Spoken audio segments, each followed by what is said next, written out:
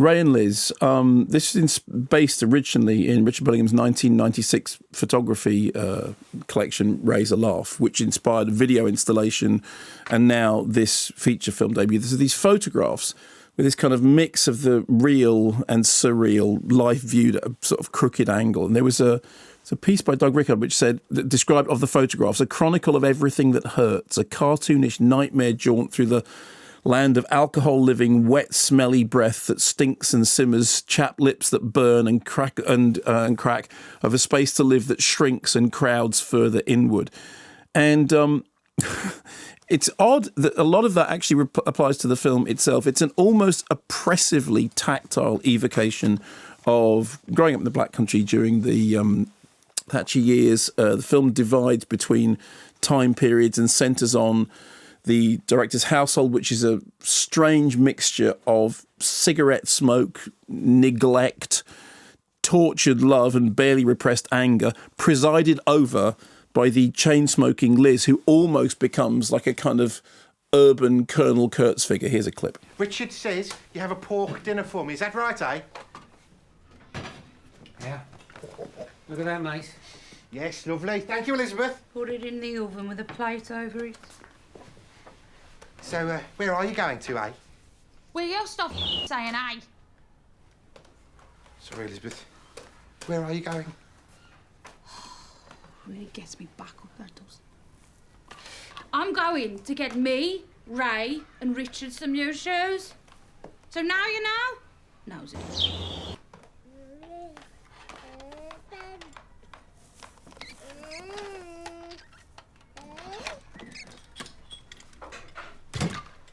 Yeah.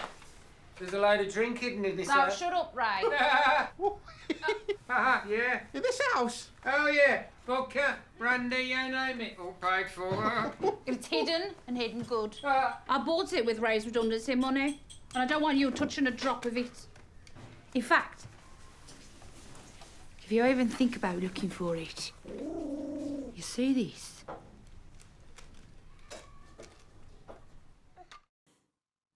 And the funny thing about it is there actually is a bird in a cage in that scene. That was very aggressive bird song. Yeah, I know, exactly. And it's because actually when I first heard it, when Simon sent me over the bird song clip, producer Simon, yeah, as opposed to you sending it over to me, I was aware that, yes, that I do remember that there is actually a bird in that scene. So here's the thing.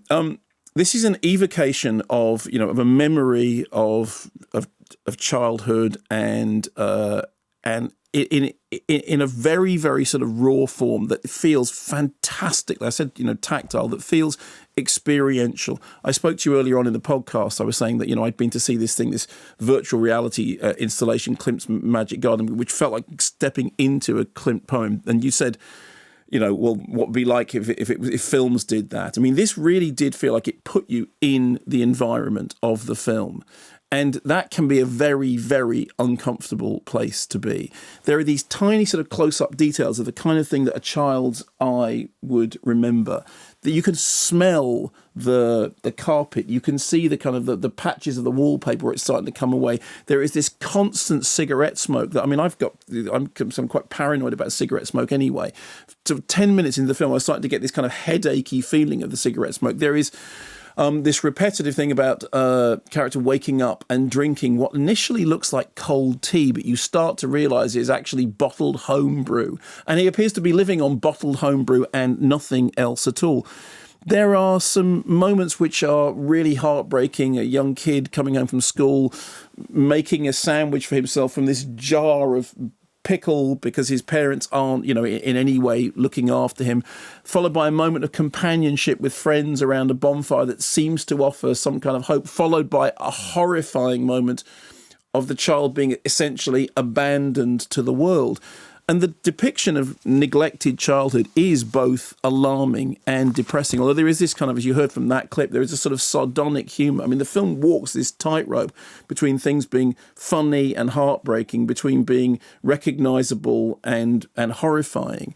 And so that sort of humour and harshness is very much intertwined. And I think the best way of describing it is, I've talked before about the tactility of Andrew Cotting's films, and also, Mark Jenkins has recently had this film Bait that's played very well at the Berlinale in Berlin, and he makes films which, again, I think have that similar tactile feeling. Like you can feel the carpet, you can feel the wallpaper, you can feel the environment, you can inhale it, and it's quite often a very, very harsh environment, but I think it's evoked with remarkable poetry. I mean, it's not like kind of realism in the way of Ken Loach. It's much more the kind of poetry that would be, as I said, Cotting, or perhaps if you think of, Lynn Ramsey or Andrea Arnold, that much more poetic evocation of a time and a period. I mean, I really did feel like I was in the middle of the film, and I found that sometimes very oppressive, sometimes very, very heartbreaking, sometimes funny in a sardonic way. But it does suggest to me that that the director will actually go on and, with a greater narrative thrust, make something quite remarkable in future. It's called Ray and Liz.